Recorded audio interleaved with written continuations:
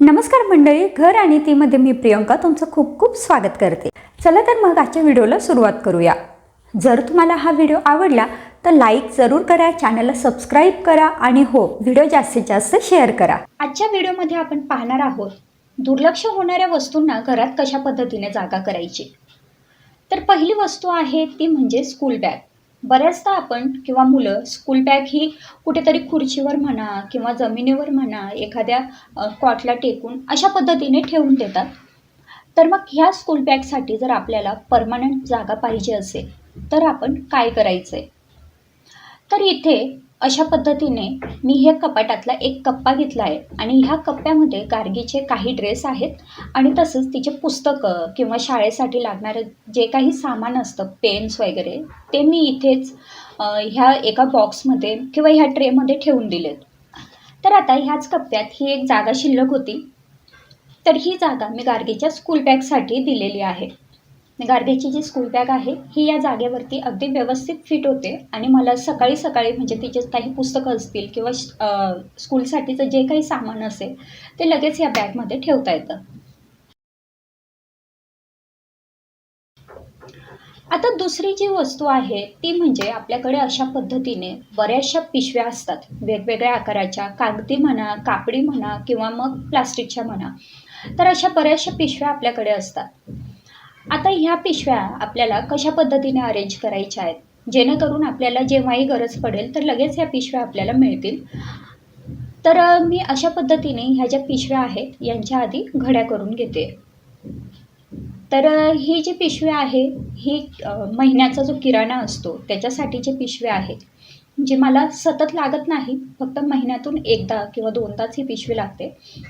तर तिची मी ह्या पद्धतीने घडी करून घेतली आहे. अशा पद्धतीने जर घट्ट घडी केली तर मग ही पिशवी अस्तव्यस्त होणार नाही, तिची घडी अगदी जशीच्या तशीच राहील.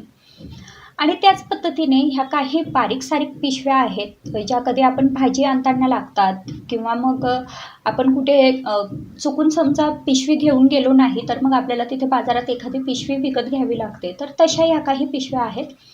तर ह्यांच्यासुद्धा मी अशा पद्धतीने घड्या करून घेतलेल्या आहेत. ह्या काही दळण्यासाठीच्या पिशव्या आहेत. तर आता अशा पद्धतीने मी या सगळ्या पिशव्यांच्या व्यवस्थित घड्या करून घेतलेल्या आहेत. आता माझ्या हॉलमध्ये टी व्ही युनिटच्या खाली एक ड्रॉवर आहे आणि ह्या ड्रॉवरमध्ये मी ह्या पिशव्या ठेवत असते. तर ह्या ड्रॉवरमध्ये मी सगळ्यात खाली तर जी महिन्यातून एक दोनदाच लागते अशी पिशवी म्हणजे किराण्याची पिशवी ठेवली आहे. त्यानंतर प्लास्टिकच्या म्हणा किंवा छोट्या काही पिशव्या आहेत, तर ह्या पिशव्या मी ठेवल्या आहेत ज्या कधी कुणी आपल्याकडे आलं गेलं तर आपण जसं ओटी भरतो तर ती ओटी ठेवण्यासाठी म्हणा किंवा आपण काही त्यांना वस्तू दिली ती ठेवण्यासाठी जर समजा त्यांच्याकडे पिशवी नसेल तर ह्या अशा छोट्या मोठ्या पिशव्या आपल्याला त्यांना देता येतात. तर अशा पद्धतीने ह्या पिशव्या मी इथे ठेवून घेतल्या आहेत. आणि तसंच रोज लागणाऱ्या ज्या पिशव्या असतात, जसं भाजी असेल, दळण असेल, ह्यासाठी लागणाऱ्या ज्या पिशव्या आहेत त्या मी वरती ठेवते. तर अशा पद्धतीने ह्या पिशव्यांच्या घड्या करून मी या ड्रॉवरमध्ये ठेवून घेतल्या आहेत, जेणेकरून जेव्हाही बाहेर जायचं असेल तर तेव्हा लगेच हॉलमध्ये दरवाजाजवळच हे ड्रॉवर असल्यामुळे मला लगेच ह्याच्यातून पिशव्या काढता येतात.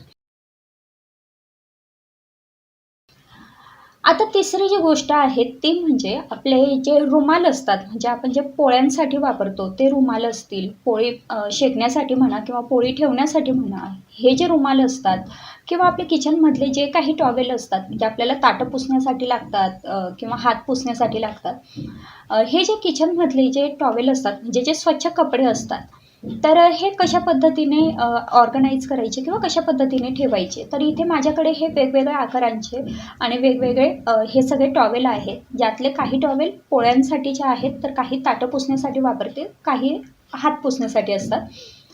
तर अशा पद्धतीने मी ह्या सगळ्या टॉवेलच्या आधी घड्या करून घेतलेल्या आहेत. आणि त्यानंतर माझ्याकडे अशा पद्धतीचा एक ट्रे आहे ज्यात मी हे सगळे जे टॉवेल आहेत किंवा हे जे कापड आहेत हे अशा पद्धतीने ठेवून देते. आता ह्यामध्ये सुद्धा तुम्हाला जागा शिल्लक दिसेल, ते पण ह्याच करता, कारण ह्यातले सुद्धा काही टॉवेल जे आहेत किंवा काही कपडे जे आहेत ते मी धुवून वाळत घातलेत. तर अशा पद्धतीने ह्या ट्रेमध्ये हे टॉवेल ठेवून दिलेत. आणि हा जो ट्रे आहे हा आपण कुठेही मग ठेवू शकतो. जसं ट्रॉली असेल, ट्रॉलीमध्ये म्हणा किंवा आपल्या फ्रीजवरती म्हणा, जिथे आपल्याला सोयीस्कर पडेल तिथे आपण हा ट्रे ठेवून देऊ शकतो, जेणेकरून आपल्याला हे जे रुमाल आहेत हे लगेच वापरता येतील. आता जी पुढची गोष्ट आहे ती म्हणजे आपला जो लादी पुसण्यासाठीचा मॉप असतो, तर त्यालासुद्धा आपल्याला एखादी परमनंट जागा द्यावी लागते. नाहीतर मग काय होतं की हा मॉप बऱ्याचदा बाथरूममध्ये म्हणा किंवा कुठेतरी घराच्या एखाद्या कोपऱ्यात आपल्याला ठेवावा लागतो. आणि खास करून जर मॉप ओला असेल तर आपण त्याला असं खालीच ठेवू शकत नाही. त्याला आपण कुठेतरी वर ठेवावा लागतो. टांगून ठेवावा लागतो, जेणेकरून जो मॉप आहे त्याचं जे अटॅचमेंट आहे त्याचं पाणी व्यवस्थित वाळेल आणि हा मॉप कोरडा राहील. तर हा मॉप टांगून ठेवण्यासाठी इथे मी एक स्क्रू ड्राय बाल्कनीमध्येच लावून घेतला आहे आणि ह्या स्क्रूला मी अशा पद्धतीने हा मॉप टांगून ठेवते. याचं जे भांडं आहे ते ह्याच्याच वरती जी तुम्हाला फळी दिसते त्याच्यावरतीच ठेवलेलं असतं, म्हणजे मॉप आणि ते भांडं दोन्ही एका वेळी मिळतात. तर अशा पद्धतीने हा मॉप टांगून ठेवते, जेणेकरून त्यातलं जे पाणी आहे ते खाली निथळतं आणि हा मॉप कोरडा राहतो. आणि तसंच त्याच्याच बाजूला मी एक छोटा स्क्रू किंवा खिळा लावून घेतला आहे आणि तिथे जी आपली भांड्यांची जाळी असते ती ठेवलेली असते. आता पुढची जी वस्तू आहे ती म्हणजे झाडू. बऱ्याचदा आपला झाडू हा दरवाजाच्या मागे किंवा कॉटच्या खाली अशा पद्धतीने आपण ठेवत असतो. तर त्यालासुद्धा एखादी परमनंट जागा द्यायची असेल तर मी इथे त्याला ही जागा दिलेली आहे की आपलं जे बेसिन असतं तर त्याच्या खाली अशा पद्धतीने मी एक पाईप लावून घेतला आहे. आणि ह्या पाईपमध्ये मी हा झाडू ह्या पद्धतीने टाकून ठेवते, जेणेकरून हा झाडू बाहेरसुद्धा दिसत नाही आणि त्याची एक जागा फिक्स झालेली आहे. तर मग अशा पद्धतीने ह्या काही वस्तू आहेत ज्यांच्यासाठी आपण ह्या जागा ठरवून देऊ शकतो. प्रत्येकजण आपापल्या सोयीनुसार वेगवेगळ्या पद्धतीने ह्या जागा ठरवतात. मी सुद्धा माझ्या सोयीनुसार मला जे सोयीस्कर वाटतंय त्या पद्धतीने ह्या जागा ठरवून घेतल्या आहेत. तर मग तुम्हाला कसा वाटला हा व्हिडिओ मला कमेंटमध्ये जरूर कळवा. आवडला असेल तर लाईक करा, शेअर करा आणि चॅनलला सबस्क्राईब करा. पुन्हा भेटू पुढच्या नवीन व्हिडिओमध्ये. तोपर्यंत बाय बाय.